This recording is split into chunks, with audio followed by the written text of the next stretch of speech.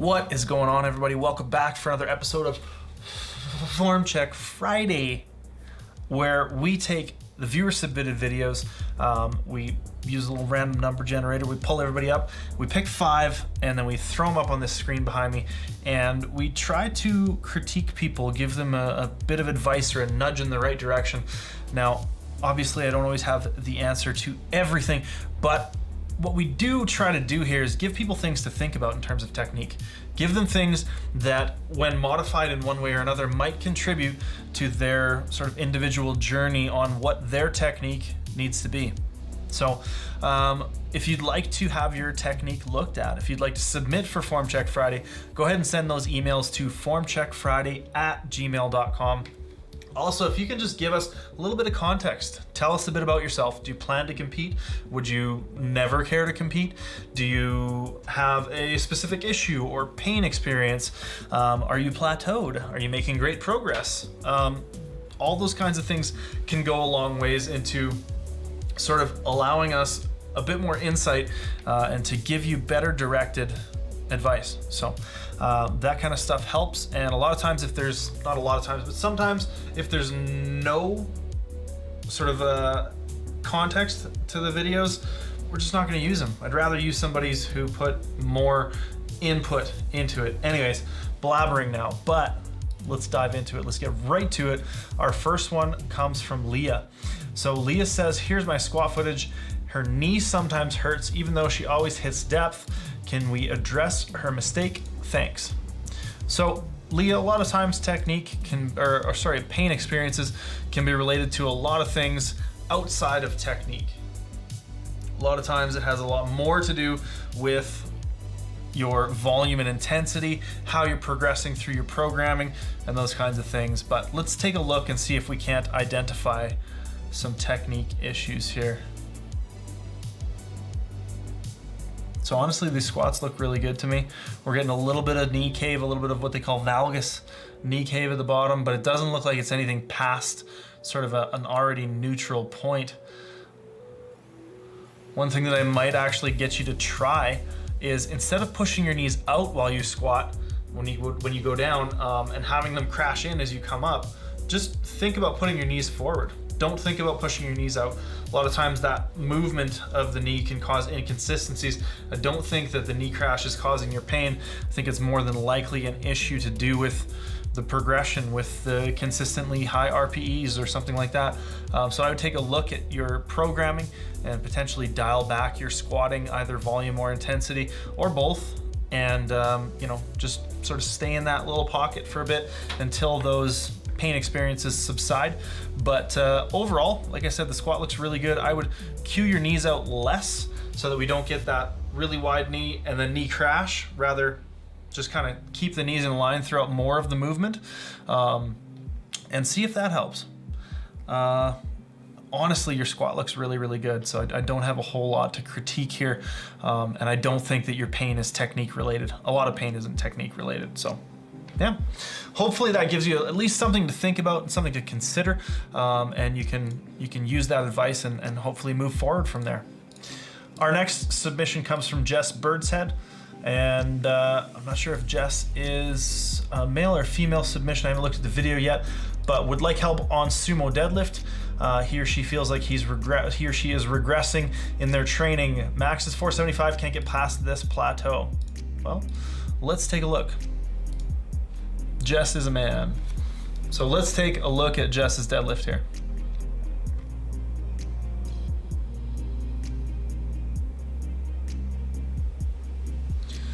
So we're definitely like losing a little bit of position off the floor, causing a really tough lockout, but it's hard to tell too much from a heavy single at, I would say, 9.5 or 10 here.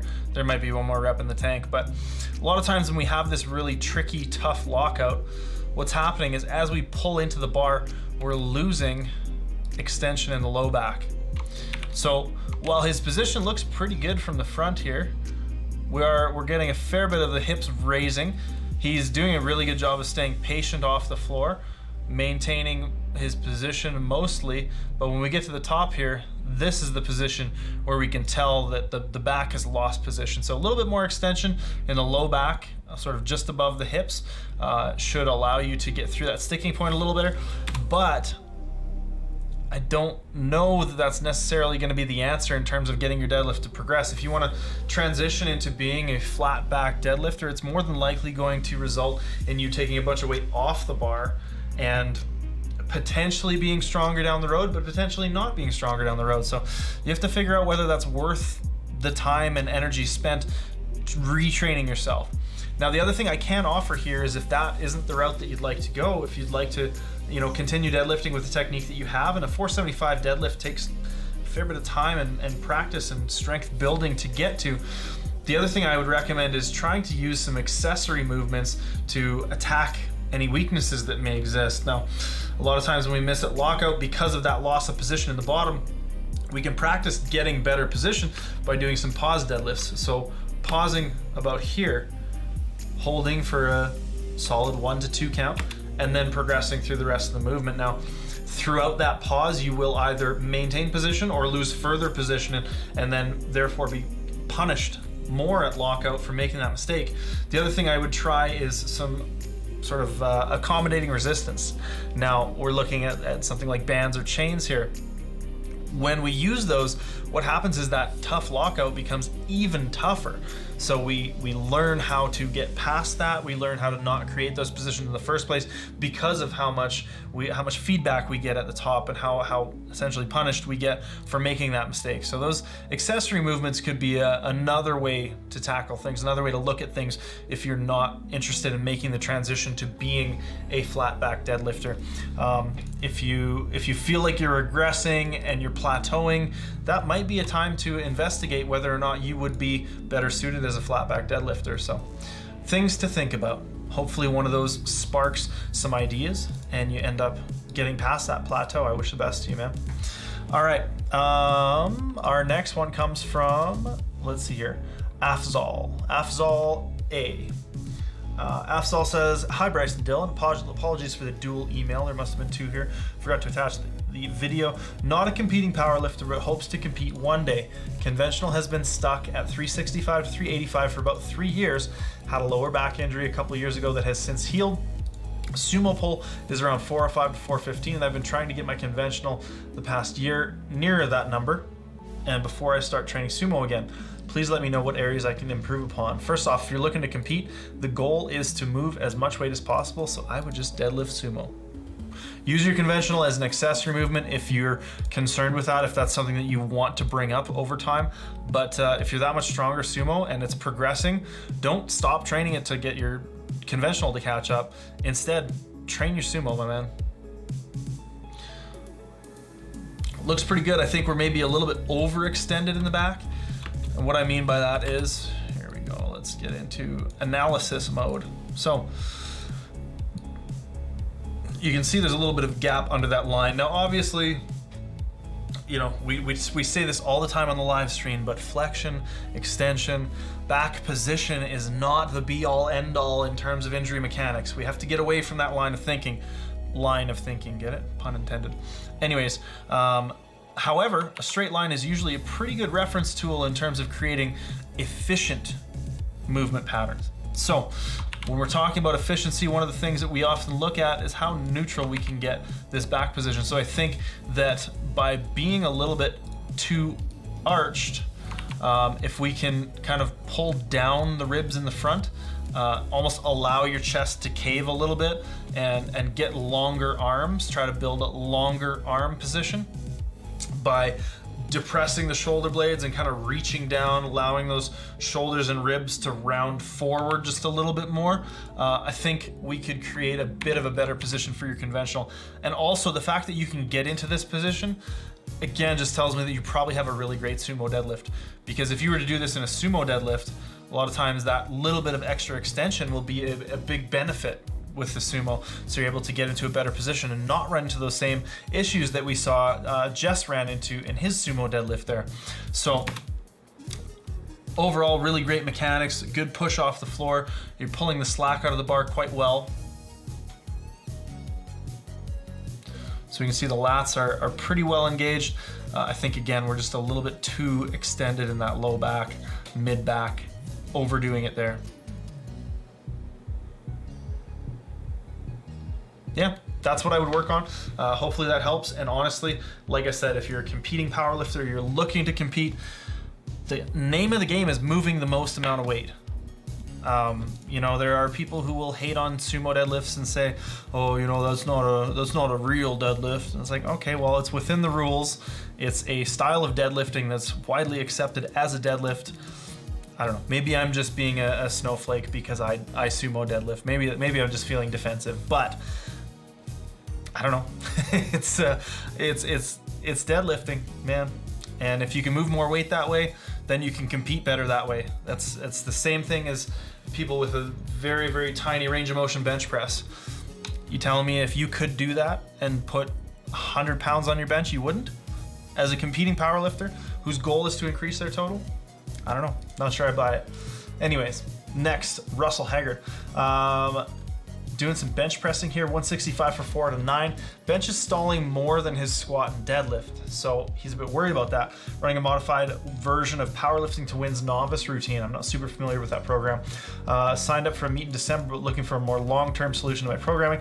Not a big fan of running cookie cutter routines.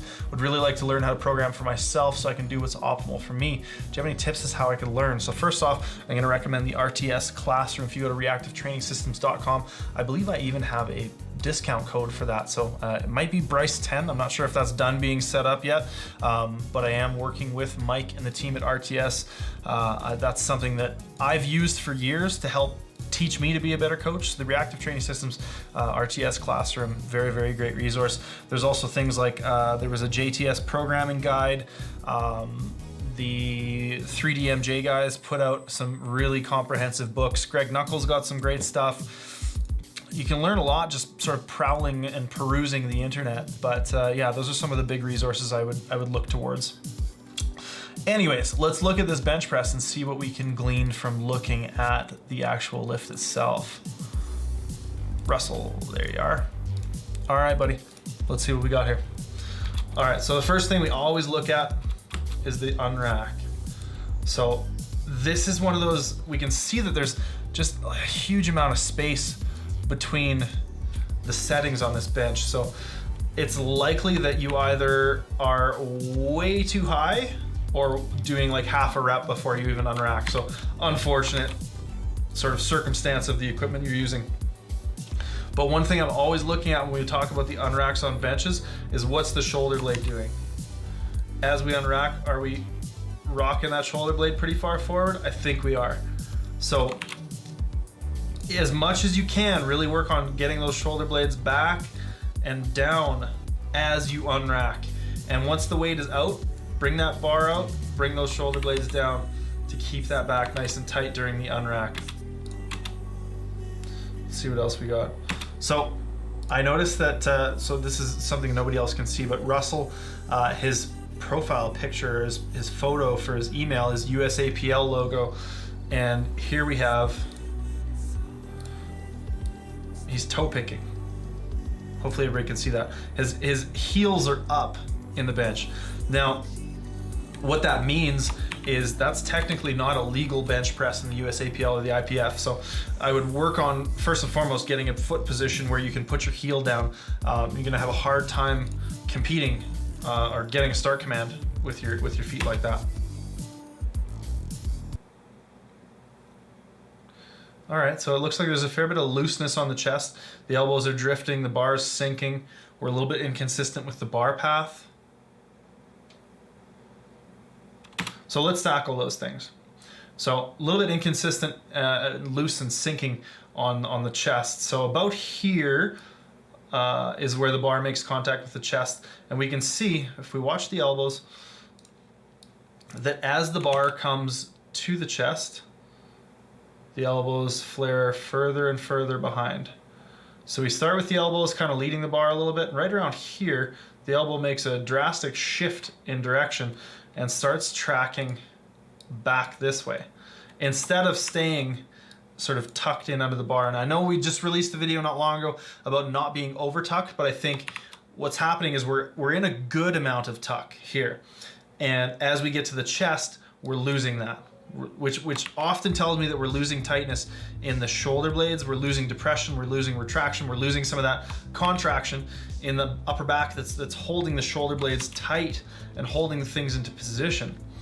And when we sink here, we're really getting loose, so we're starting to sink into the chest. Instead of keeping the weight of the bar in his hands, he's actually letting his chest take some of the weight of the bar, which is something I often really will coach people out of, because what that causes is it causes the bar to, or the shoulders, sorry, the elbows really have to come out, up, and then back to try to get that bar moving back and then up. Can you all see the difference there? So what's gonna happen here with his elbows is they're gonna come in, then they're gonna go up, and then they're gonna go back. And I make that in red because that is, I don't wanna go as far as to say that's incorrect, but that's generally inefficient. What we're looking for is for those elbows to come back and then up, similar to the bar. So if we watch, the elbows tuck in a little bit, everybody can see that little bit of tuck, and then it goes straight up and then it goes back, as opposed to the elbow coming back and then up. So that means the bar path is just a little bit wonky off the chest there. Again, we're losing tightness, we're loosening on the chest, bar path is inconsistent. Now, if we stay tucked, then we don't have to scoop the elbows like this, scoop them into the bar to try to push it back, because we're staying tucked. We're starting with the elbows in this position, which means we can start pressing and immediately get into that flare, which is gonna bring the bar back over the shoulders, and then we press straight up. The wonderful Greg Knuckles article on this. Just Google Greg Knuckle bar path. Look at it, read it through, give it some thought. I think it presents a very solid argument for why most people should be benching with what they call a J curve. So the bar path is going back and then up like this, whereas most novices will bench up and then back. Hopefully that gives everybody a fair bit to think about when it comes to the bench press. Our last submission comes from Gianluca. He says, oh, sorry, he goes by Leo. So he's Leo, he's from Italy. Thank you for your beautiful content. Wow. The beauty is mostly Dylan and not me, so don't worry about that. Definitely send you also my deadlift and squat. Really like your comments and technical views. This is my bench press. I'm still struggling and experimenting with different grip widths. This was the last set of a 5x5, and I failed the 6th one indeed, he says. Looking forward to your comments. All right, Leo, let us survey this bench press. So dig the setup. This is something that I do to help me get the weight way up on my traps and to create the arch, to pull the shoulder blades into position, is I'll, just like Leo is here, I'll bring my feet up on the bench here, really try to drive that tension down into the traps. So I'm digging it so far. Let's see what else we got. Good setup. Unfortunately, it looks like Leo has a similar issue with the rack height. So we can see he's set his bench on plates, as well as he's got plates for his feet to get to be on. So he's taking a lot of care into creating this setup where he can have, hopefully, a nice smooth unrack using mostly elbows and not losing that shoulder blade position as he pulls the bar out. It's a lot of talking for not having seen any bench press yet, but let's see. Yes, beautiful, very good. So we can see with this unrack, again, we'll watch the shoulder blades on the unrack. Not really much movement, right? We're just extending the elbows to unrack. And then he's gonna bring the bar out and down over his chest while maintaining nice tight upper back position. See, that's one thing I would have done. So at this point, we've got the bar unracked, we're nice and tight. I'd like to see you bring the bar out just a little bit. Again, that's just gonna put a little bit more tension, a little bit more depression into the shoulder blades. If you can follow it down, it's gonna help bring the chest up even more. It's gonna help bring the shoulder blades down a little more. Oops. All right. Good, I think you could press it back a little more. That rep was better.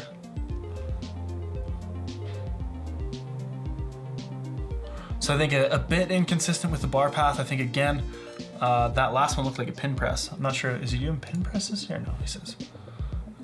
I think he just kind of illustrated my next point, which is the chest is falling as we go through the set. So doing a really good job with the leg drive of trying to drive the chest up. So really dig the setup. I think the unrack is great, but as soon as we start benching, we start losing that chest height.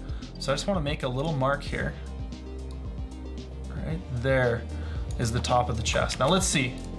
I want to see if I'm right, if the chest falls as we go through this set. So we're still there, see? We're loosening up a little bit.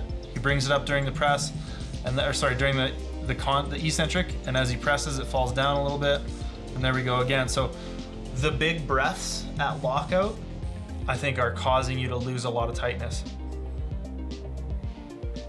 That's causing you to sort of lose your chest, lose your bigness, size. One thing I will often cue people to do when they unrack and when they're pressing is stay big. You want to stay as big as you can. You want to limit that range of motion as much as you possibly can. Really press that chest up to the bar and try to reach for that bar throughout the whole set. Doesn't matter whether you just locked out a rep. You don't want to flatten out, because now that bar is the weight is bearing down on you. It's going to be really hard to adjust everything to get back into that ideal position, because that bar is now sort of pressing down on your shoulder blades, and by way of that, pressing down on your rib cage a little bit. Bar path looks best on the second rep. So you definitely are capable of sort of pressing the bar, the right bar path, or the generally correct bar path. I think it's just a matter of staying a bit tighter throughout the set. Because judging by the bar speed, like, we probably shouldn't have missed this last one, but you're also bouncing off the pins. So I would lower those safeties a bit, because you have a nice big arch. If you do miss, you can just flatten out and let it down on the pins. The pins don't need to be this high. And I think that probably messed you up throughout the set too. Because there were 2 different reps that I noticed where you actually hit the pins. And almost did like an unintentional pin press, which, yeah, that one for sure. And that was the rep right before you failed, right? Nah, right before our big grinder anyways. So yeah, a couple adjustments to the technique, a couple adjustments to the hardware. And that, my good friends, is Form Check Friday. If you guys are interested in submitting for Form Check Friday, send those emails to formcheckfriday@gmail.com. Make sure to tune in for our weekly live stream on Twitch, maybe moving back to YouTube, we'll see. But live stream every Friday. We're doing live form checks, Q&A, all that kind of good stuff. So let us know in the comments below. We've been actually toying with the idea of going back to YouTube for the live streams. I think we reach more of our subscriber base, more of our community using YouTube for streaming. It doesn't have maybe the capabilities for streaming per se, but I think our streaming serves the YouTube channel more than it is a standalone thing. Anyways, pontificating a little bit here. Let us know what you think about the live streams, if you prefer them on YouTube, if you prefer them on Twitch, whatever. If you have any questions or comments about any of the lifts we looked at, let me know in the comments below. Leave a like if you liked it, and we'll see you guys in the next one.